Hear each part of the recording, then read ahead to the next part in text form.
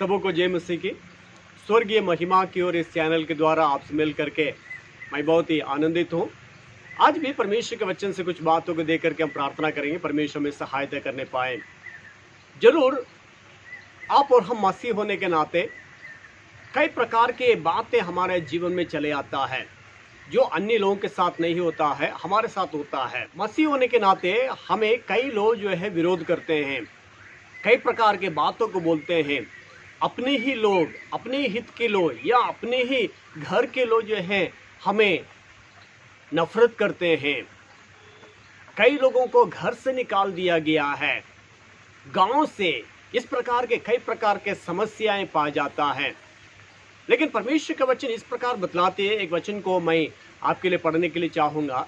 मत्ती सुसमाचार उसका 5वें अध्याय उसका 10वें वचन को मैं आपके लिए पढ़ रहा हूँ। धन्य है वे जो धार्मिकता के कारण सताए जाते हैं, क्योंकि स्वर्ग का राज्य उन्हीं का है। धर्म के कारण, जो भले कामों को करने के चलते हम सताए जाते हैं,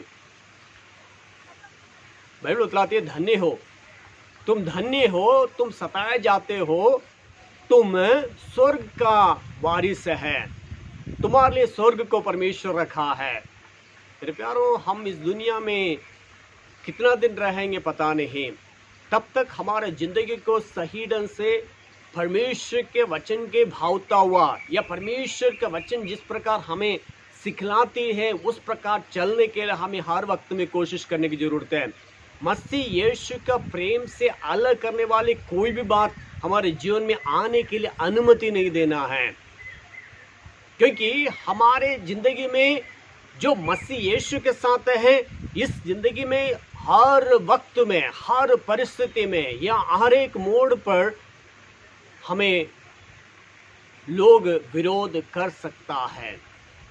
लेकिन बाइबल क्या बतलाती है? धन्य हो, तुम सताए जाते हो तो धन्य हो। हमारे विरोध में झूठी बातों को डाल करके हमें दोषी ठहराते हैं। कोई बात नहीं, अगर आप नहीं किए हैं, आप गलत काम नहीं किए हैं, दोषी ठहराया जाता है, तुम धन्य हो।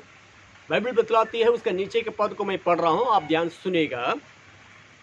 धन्य हो तुम जब मनुष्य तेरे कारण तुम्हारी निंदा करें और सताएं और झूठ बोल बोल कर तुम्हारे विरोध में सब प्रकार के बुरे बातें कहें।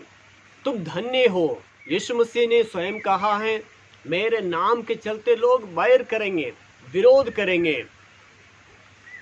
मेरे प्यारों, इन तमाम बातों के बीच में भी उस यीशु मसीह के साथ दुख उठाने के लिए तैयार रहने की जरूरत है। कुछ भी हो जाए, मसीह यीशु आपके लिए अपने जान को दिया है। मसीह यीशु ने अपने रक्त आखिरी बूंद लहू तक हमारे लिए, आपके लिए बहाया है, हमें उद्धार करने के लिए, पाप से छुटकारा दे करके हमें उस स्वर्ग तक पहुंचाने के लिए। इसलिए हमें हिम्मत नहीं हारना है। मसीह यीशु को छोड़े बिना, मसीह यीशु के साथ जो है हम जीवन निर्वाह करने के लिए कोशिश करने की जरूरत है। कोई भी विरोध करे, लेकिन हम उनको विरोध के भावना से या गुस्से में किसी भी प्रकार के बुरे बातों को उनके ऊपर नहीं कहना है। यीशु मसीह का स्वभाव हमारे अंदर प्रकट होना है। उस वक्त में भी क्या हम उस प्रकार के बातों को लेकर के चलते हैं, उस प्रकार के स्वभाव को लेकर के चलते हैं? मेरे प्यारों, यीशु मसीह क्रूस पर मरते समय में क्या क्या बातें हुई, उनके साथ क्या क्या बीता, लोगों ने क्या क्या अत्याचार किया, इन तमाम बातों को हम जानते हैं। इसलिए हम ये कहने के लिए चाहते हैं, इस दुनिया में रहते वक्त तक मसीह लोगों के लिए दुख होगा ही, लेकिन उसके बीच में भी यीशु मसीह जो हम जिसको आराधना करते हैं, जिसको अनुकरण करते हैं, वो संसार के ऊपर विजय पाया हुआ है। इसलिए हमें चिंता करने की ज़रूरत नहीं है, हमें दुखित होने की ज़रूरत नहीं, निराश होने की ज़रूरत नहीं है, हमें आगे बढ़ते रहने की ज़रूरत है। बाइबल ये भी बतलाती है, आपको एक और वचन को दिखाने के लिए मैं चाहूँगा, मेरे साथ खुलिएगा। 2 तीमुथियुस उसका 2 अध्याय 12वें पद को मैं आपके लिए पढ़ रहा हूँ।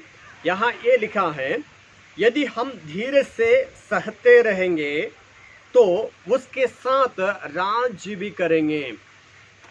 अगर हमारे साथ आने वाले तमाम बातों को धीरज के साथ सहते रहेंगे, एक दिन आने वाला है उस यीशु मसीह के साथ हम राज्य करेंगे।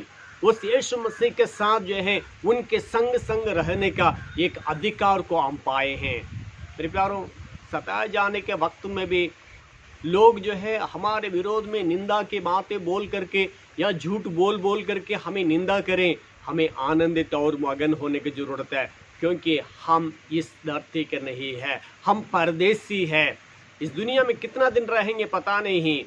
इस दुनिया को हम छोड़ के जाना है, सारे मनुष्य जो है छोड़ के जाना है, लेकिन कई लोग इस बातों को याद भी नहीं करते हैं, सोचते भी नहीं है। इस संसार में, इस धरती पर ये सारे बातों को कर करके खड़ा करने के लिए कोशिश करता है। हम इस धरती पर परदेसी है, हमारा स्वदेश यहाँ नहीं है, क्योंकि यीशु मसीह ने कह कर गया, मैं तुम्हारे लिए जगह तैयार करने को जाता हूँ। जब जगह तैयार कर लेगा वो फिर आएगा हमें ले जाने के लिए। लेकिन हमें क्या करने की ज़रूरत है? एक ही बात को ऊपर हमें ध्यान देने की ज़रूरत है। हम जितना पवित्र हो सकते हैं, जितना औरों के लिए भलाई कर सकते हैं, हमारे विरोध में कुछ भी करने वाला उनके साथ भी भलाई करने के लिए हमें हर दम कोशिश करने की ज़रूरत है, तत्पर रहने की ज़रूरत है। हमें कोई भी विरोध करें, कभी भी हमारे मुंह से उनके विरोध में कुछ भी बोलने का ज़रूरत नहीं है। हम उनके साथ भलाई करेंगे, उनके लिए प्रार्थना करेंगे। मेरे प्यारों, उस प्रकार की बातों को हम करने के लिए तैयार है। परमेश्वर का वचन बतलाती है, अगर हम उनके साथ, मतलब यीशु मसीह के साथ दुख उठाते हैं तो हम उनके साथ राज्य भी करेंगे। इस दुनिया में क्लेश होगा ही, यीशु मसीह को मानने वाले लोगों को क्लेश होगा ही, लेकिन उसके बीच में भी क्या, स्थिर रहने के लिए, आखिरी तक विश्वासियों के साथ स्थिर रहने के लिए क्या आप तैयार हैं? अगर आप तैयार हैं, मैं आपके लिए प्रार्थना करने के लिए चाहूँगा। हम प्रार्थना करेंगे। अनुग्रहकारी महान परमेश्वर, तेरे धन्यवाद देते हुए तेरे पास आते हैं। परमेश्वर, हम जब सताए जाते हैं, लोग हमारा विरोध करते हैं, उसके बीच में भी तेरे ही नाम को महिमा होने लायक हमारी ज़िंदगी होने के लिए तेरे हाथों में सौंपते हैं। कभी भी हम औरों के विरोध में कुड़कुड़ाने के बातें, हमारे जो सताने वालों के विरोध में कुछ कार्य करने के बातें, उन तमाम बातों को छोड़ करके प्रेम को प्रकट करने वाले होने के लिए तू सहायता कर। प्रभु जी, हम इस धरती पर परदेसी के रूप में हैं, हमारा स्वदेश स्वर्ग में है। प्रभु जी, उसमें जाने लायक जब तक इस दुनिया में रहेंगे तब तक वो हल्ले उस स्वर्ग राज में प्रवेश करने लायक जीवन को निर्वाह करने के लिए तू सहायता कर। आशीष दे मेरे सुनने वाला हर एक भाई बहनों के साथ परमेश्वर तो बर्ताव कर, हिम्मत और हियाव को दे। आशीष दे, यीशु के नाम से मांगते हैं, सुन और ग्रहण कर। आमीन आमीन।